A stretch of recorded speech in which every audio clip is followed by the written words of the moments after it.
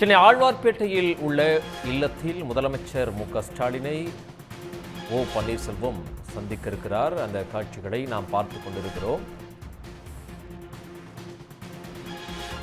சென்னை ஆழ்வார்பேட்டையில் இருக்கக்கூடிய முதலமைச்சர் மு.க.ஸ்டாலின் இல்லத்தில் அவரை இன்னும் சற்று நேரத்தில் பன்னீர்செல்வம் சந்திக்க இருக்கிறார்.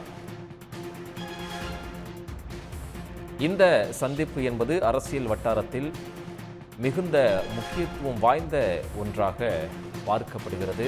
காரணம், 2 மணி நேரத்திற்கு முன்பாக செய்தியாளர்களை சந்தித்த பன்னீர்செல்வம் பாஜகவோடு எந்த உறவும் இனி வைத்துக் கொள்ளப் போவதில்லை என்ற ஒரு அறிவிப்பை வெளியிட்டிருந்தார்.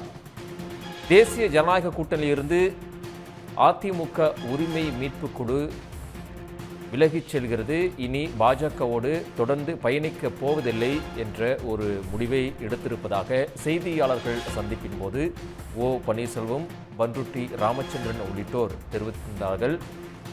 இந்த அறிவிப்பு என்பது தமிழக அரசியலில் மிகப்பெரிய ஒரு முக்கியத்துவம் உள்ள விஷயமாக பார்க்கப்பட்டது.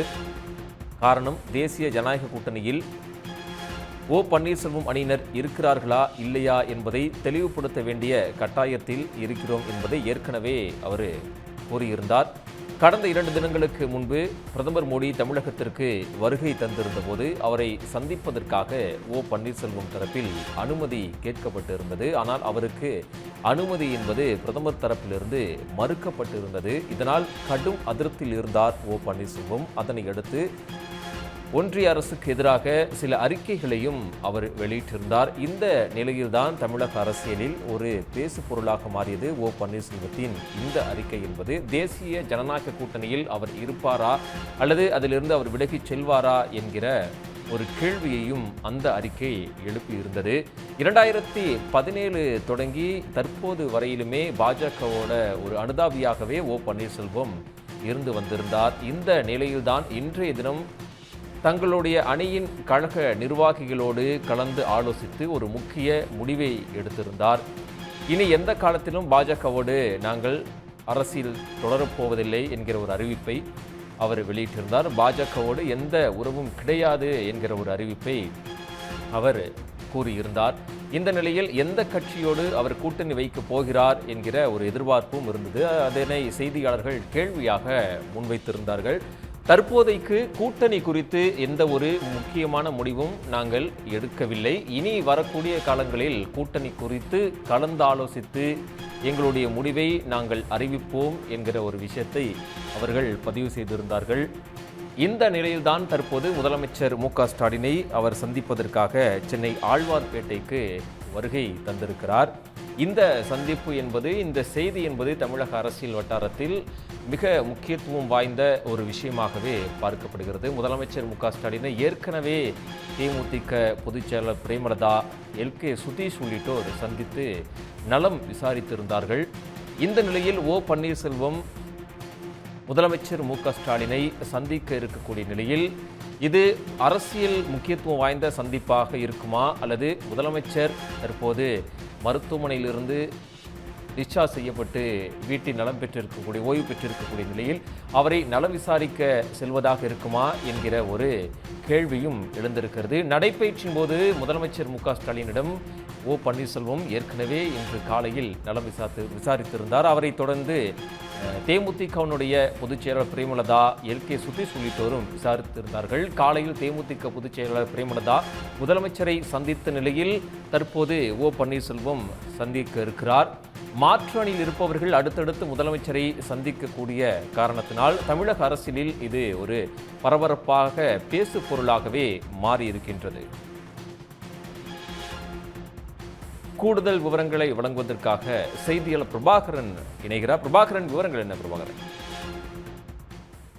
தமிழ்நாடு முதலமைச்சர் மு.க.ஸ்டாலினை சந்திப்பதற்காக தற்பொழுது முன்னாள் முதலமைச்சர் பன்னீர்செல்வம் அவருடைய இல்லத்திற்கு சென்று கொண்டிருக்கின்றார். சென்னையில் இன்று தன்னுடைய ஆதரவாளர்களுடன் ஆலோசனை நடத்திய பன்னீர்செல்வம் அதன் பின்பாக ராயப்பேட்டையில் இருக்கக்கூடிய ஒரு தனியார் விடுதியில் தங்கியிருந்தார். அங்கிருந்து அவர் மாலையில் வெளியே புறப்படுவதாக தகவல் இருந்தது. இருப்பினும் முதலமைச்சருடைய இல்லம் என்று குறிப்பிட்டாலும் அதனை எந்த கட்சியினரும் அவருடைய ஆதரவாளர்களோ உறுதி செய்யவில்லை. இந்நிலையில் தான் அவருடைய வாகனம் புறப்பட்ட பொழுது கூட முதலமைச்சரை சந்திக்க செல்கின்றீர்களா என்ற ஒரு கேள்வி என்பது முன்வைக்கப்பட்டது. அப்பொழுது அவர் சிரித்துக் கொண்டே பதிலளிக்காமல் சென்று விட்டார். அதன் தொடர்ச்சியாக ராயப்பேட்டையிலிருந்து முதலமைச்சருடைய இல்லம் இருக்கக்கூடிய சித்தரஞ்சன் சாலையில் உள்ள முதலமைச்சருடைய இல்லத்திற்கு முன்னாள் முதலமைச்சர் ஓ பன்னீர்செல்வம் மற்றும் அவருடைய மகன் ரவீந்திரநாத் ஆகியோர் சென்றிருக்கின்றார்கள்.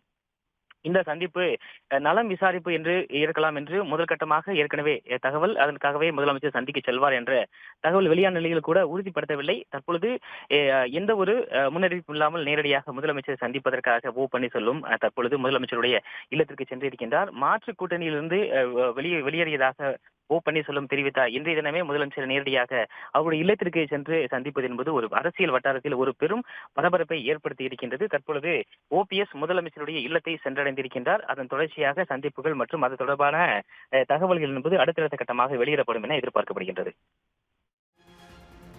பிரபாகரன், இந்த சந்திப்புக்கு எவ்வளவு நேரம் ஏற்பாடு செய்யப்பட்டிருக்கு? முன்னாள் முதலமைச்சர் ஓ பன்னீர்செல்வம் தரப்பிலிருந்து முதலமைச்சரை சந்திக்க நேரம் என்பது கேட்கப்பட்டிருந்தது. சுமார் 10 நிமிடங்கள் வரை இந்த சந்திப்பு என்பது இருக்கலாம் என எதிர்பார்க்கப்படுகின்றது. இந்த சந்திப்பின் பொழுது முதலமைச்சர் சமீபத்தில் அவருடைய உடல்நலக் குறைவின் காரணமாக சென்னை கிரீம்ஸ் ரோடு அப்பல்லோ மருத்துவமனையில் அவர் சிகிச்சைக்காக அனுமதிக்கப்பட்டிருந்தார். தொடர்ந்து அவர் சிகிச்சை முழுமையாக குணமடைந்து வீட்டிற்கு வந்து 3 நாட்கள் ஓய்வுக்கு பின்பாக இன்று தன்னுடைய அரசு பணியை தொடர்ந்திருக்கின்றார். தொடர்ச்சியாக முதலமைச்சருடைய பணிகள் என்பது இருக்கும் என்று தெரிவிக்கப்பட்டிருக்கிறது. இந்நிலையில் ஒரு 10 நிமிடங்கள் வரை இந்த சந்திப்புகள் இருக்கலாம் என எதிர்பார்க்கப்படுகிறது. இந்த சந்திப்பின் பொழுது முதலமைச்சருடைய உடல்நிலை குறித்தும் ஓ பன்னீர்செல்வம் கேட்டறிவார் என எதிர்பார்க்கப்படுகின்றது. இந்த சந்திப்பு உடல்நலம் நல விசாரித்தல் என்பதையும் தாண்டி தமிழக அரசியல் வட்டாரத்தில் ஒரு பெரும் பரபரப்பை ஏற்படுத்தி இருக்கின்றது. காரணம், ஓபிஎஸ் சமீபத்தில் பாஜக எதிராக அவருக்கு வெளியிட்டிருக்கக்கூடிய அறிக்கை என்பது அரசியல் வட்டாரத்தில் மிக முக்கியமாக பார்க்கப்பட்டது. அதன் தொடர்ச்சியாக இன்றைய தினம் அந்த கூட்டணியிலிருந்து வெளியேறுவதாக ஓபிஎஸ் ஆதரவாளர்கள் தொடர்ச்சியாக தெரிவித்தார்கள். அதே போல பல்வேறு நடவடிக்கைகள் குறித்தும் அடுத்தடுத்த கட்டங்களாக அறிவிப்புகள் வெளியிடப்படும் என தெரிவிக்கப்பட்ட நிலையில் முதலமைச்சருடைய அவருடைய இல்லத்தில் சென்று சந்திப்பது என்பது ஒரு பெரும் ஒரு பரபரப்பை ஏற்படுத்தி இருக்கின்றது. சந்தித்து முடித்ததன் பின்பாகவே வெளியே வந்ததன் பின்பாக இந்த சந்திப்புகளுக்கான காரணம், சந்திப்பின் பொழுது என்னென்ன விஷயங்கள் பேசப்பட்டது என்பது குறித்து அவர் செய்தியாளர்கள் சந்திப்பின் பொழுது பேசுவார் என எதிர்பார்க்கப்படுகின்றது. பிரபாகரன், இன்றைய பிற்பகலில் செய்தியாளர்கள் சந்திப்பு நடந்தது. சந்திப்பின் போது பண்ருட்டி ராமச்சந்திரன், ஓபிஎஸ் உள்ளிட்ட நிர்வாகிகள்லாம் இருந்ததை பார்க்க முடிந்தது. இப்போ முதலமைச்சரோடைய நடக்கக்கூடிய இந்த சந்திப்புல யார் யாரெல்லாம் ஓபிஎஸோடு சென்றிருக்கிறார்கள்? நிச்சயமாக சென்னை ராயப்பேட்டையில் இருக்கக்கூடிய தனியார் நட்சத்திர விடுதியில் தங்கியிருந்த ஓ பன்னீர்செல்வம் அங்கிருந்து புறப்படும் பொழுது அவருடைய ஆதரவாளர்கள் சிலர் மற்றும் அவருடைய மகன் மட்டுமே இந்த அவர் புறப்பட்ட வாகனம் மற்றும் அவருக்கு பின்பாக சென்ற வாகனத்தில் இருந்தார்கள். மற்ற கட்சியுடைய மூத்த நிர்வாகிகள் இந்த சந்திப்பின் பொழுது அந்த வாகனத்தில் இல்லை. மற்றொரு வாகனம் புறப்பட்டு சென்றது. அது மற்றொரு மறைவான இடத்திலிருந்து சென்றதனால் அந்த இடத்தில் இருந்த அந்த வாகனத்தில் ஏறியவர்கள் குறித்து தகவல்கள் கிடைக்கப்பெறவில்லை. இருப்பினும் ஓ பன்னீர்செல்வம் மற்றும் அவருடைய மகன் ஆகியோர் இந்த பயணத்தின் பொழுது, இந்த முதலமைச்சர் சந்திப்பின் பொழுது உடன் இருப்பதாக உறுதியாகியிருக்கின்றது. மற்ற மூத்த தலைவர்கள் யாரும் சென்றதற்காக தகவல்களை உறுதிப்படுத்தவில்லை. மேலும் தனிப்பட்ட சந்திப்புகள் என்று கூறியிருந்த ஓ பன்னீர்செல்வம் அவருடைய வாகனத்தில் கூடுதலாக போட்டோகிராஃபரையும் அழைத்துக் கொண்டு சென்றது இந்த சந்திப்பை முக்கியத்துவம் வாய்ந்ததாக மாற்றியது. தொடர்ச்சியாக முதலமைச்சர் சந்திக்க செல்கின்றீர்களா என்ற கேள்வி எழுப்பப்பட்ட பொழுது கூட சிரித்தபடியே அவர் பதிலளிக்காமல் சென்று விட்டார். நேரடியாக முதலமைச்சருடைய இல்லத்தில் தற்பொழுது சென்று சந்திப்பு என்பது நிகழ்ந்து கொண்டிருக்கின்றது. மூத்த தலைவர்கள் உடன் இருப்பதற்கான வாய்ப்புகள் என்பது குறைவாகவே இருக்கும் என எதிர்பார்க்கப்படுகின்றது. பிரபாகரன், இன்றைய காலையில் கூட முதலமைச்சரை திரு பன்னீர்செல்வம் சந்தித்து நலம் விசாரித்தார் நடைபயிற்சியின் போது அப்படிங்கிற செய்தியை நம்மால் பார்க்க முடிந்தது. இந்த சூழலில் மறுபடியும் இன்று மாலை முதல்வரை சந்திக்க இருக்கக்கூடியது வெறும் நலம் விசாரிப்பாக மட்டும் இருக்கும் அப்படின்னு நம்ம புரிஞ்சுக்கலாமா? அதை தாண்டி அரசியலும் அதில் இருக்கும் அப்படிங்கிறத நம்ம புரிஞ்சுக்கலாமா? நிச்சயமாக இன்று காலை அந்த நடைபயணத்தின் பொழுது சந்திப்பு நிகழ்ந்தது என்பது ஓபிஎஸ் ஆதரவாளர்கள் தரப்பிலிருந்து அவர் வழக்கமாக நடைபயிற்சி செல்வதுதான் என்று கூறியிருந்தால் கூட இன்றைய சந்திப்பு ஒரு எதேச்சியாக நிகழ்ந்ததாக தெரியவில்லை என்று அரசியல் வட்டாரத்தில் பேசப்பட்டது. இந்த சந்திப்பின் பொழுது அவர் நலம் விசாரித்ததாக அவர் கூறியிருந்தால் கூட அதன் பின்பாக இன்றைய தினமே ஒரே நாளிலேயே அவர் மீண்டும் நலம் விசாரிப்பதற்காக முன்கூட்டியே கேட்கப்பட்ட நேரத்தின் அடிப்படையில் நேரம் ஒதுக்கியிருப்பதாக தகவல்கள் வெளியாகிருக்கின்றது. எனவே இதில் நிச்சயமாக நலம் விசாரிப்பு என்பதையும் தாண்டி தமிழக அரசியல் வட்டாரத்தில் ஒரு மிகப்பெரிய ஒரு மிகப்பெரிய ஒரு முக்கியமான ஒரு விஷயமாக பார்க்கப்படுகின்றது. காரணம், ஏற்கனவே அதிமுகவிலிருந்து முன்னாள் முதலமைச்சராக பணியாற்றியவர், கட்சியுடைய மூத்த நிர்வாகியாக இருந்தவர். எனவே அவருடைய செயல்பாடுகள் என்பது மிக முக்கியத்துவம் வாய்ந்ததாக பார்க்கப்படும். அதே போல பல்வேறு இடங்களில் அவர் கட்சி ரீதியாக பல்வேறு விஷயங்களை கூறியிருந்தால் கூட இன்றைய தினம் அவர் காலையில் நேரடியாக பார்த்திருந்தார். தொடர்ச்சியாக மாலையில் வந்து நலம் விசாரிப்பதற்காக வந்திருப்பதாக என்று கூறுவது, நலம் விசாரிப்பையும் தாண்டி அரசியல் விஷயங்கள் குறித்து பேசுவதற்கும் அடுத்தடுத்த தேர்தல்களுக்காக களங்கள் என்பது திமுகவுடைய கூட்டணி என்பது மிக பலம் வாய்ந்ததாக ஏற்கனவே கட்சிகள் அதில் முழுமையான பலத்துடன் அதனை தொடர்ச்சியாக கொண்டு செல்கின்றன. அதே வேளையில் அதிமுக சார்ந்திருக்கக்கூடிய கூட்டணி என்பது பல்வேறு விமர்சனங்களும் பல்வேறு உள்கட்சி பூசல்களும் இருக்கக்கூடிய ஒரு நிகழ்வாக பார்க்கப்படுகின்றது. எனவே இந்த விவகாரங்கள் குறித்தும் அரசியல் வட்டாரங்கள் மிக உன்னிப்பாக கவனித்து வருகின்றன.